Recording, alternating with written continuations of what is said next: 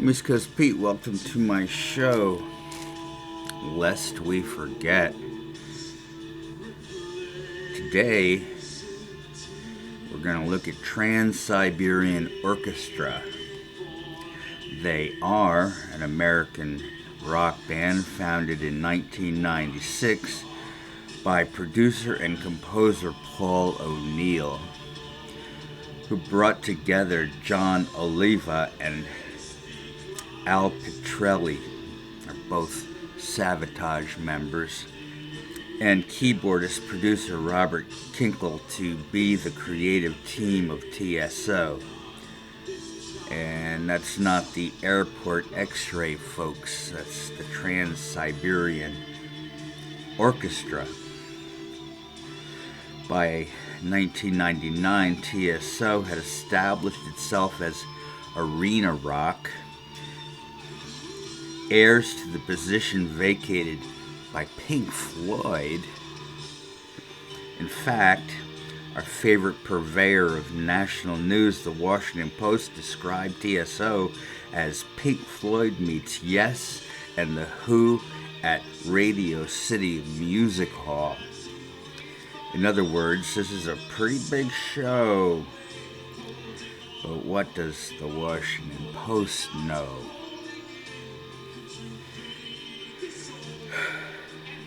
TSO are currently in the top 10 of ticket-selling bands in the new millennium. They've never been nor had an opening act at their shows. It's said that their laser light show is powerful enough to be observed by the International Space Station. Really? Paul O'Neill managed and produced Aerosmith, Humble Pie, AC/DC, Joan Jett, and the Scorpions. He later co-composed for prog metal band Savatage. O'Neill's original idea was a group of rock operas about Christmas.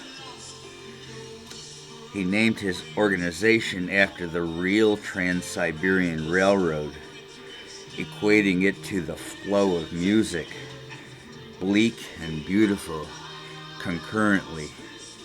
Like in his mind, the music would flow like a railroad train chugging along. No, I don't think it was that. I think it was the scenery going by that he observed on that long, bleak trip. Kind of a stunning kind of imagination to go along with a beautiful, long reverie. Trans-Siberian Railroad. So, Christmas Eve and Other Stories was released in 1996. The instrumental Christmas Eve / Sarajevo 1224, which originally appeared on Savatage's rock opera Dead Winter Dead, a story about a war in Bosnia. The follow-up to Eve was The Christmas Attic in 1998. The single Christmas Canon, a take on Pachelbel's Canon in D major, was a hit. The Christmas Attic was first performed in 2014. Unbeknownst to me, Ludwig van Beethoven is now considered the world's first heavy metal rock star by some. Don't tell my high school conductor I said that. TSO's Beethoven's Last Night was completed prior to The Christmas Attic, but not released until 2000. The story has the devil appearing before Ludwig van to collect his soul. A bargain is made, and to keep his soul, Beethoven gave up his hearing. The devil's parts were sung by John Oliva. The third segment of the trilogy was completed in 2004. This is The Lost Christmas Eve. It was a story of loss and redemption at different sites. These were a rundown hotel, an old toy store, a blues bar, and a Gothic cathedral. The show hit the road in 2012 with every pyrotechnic trick in the book.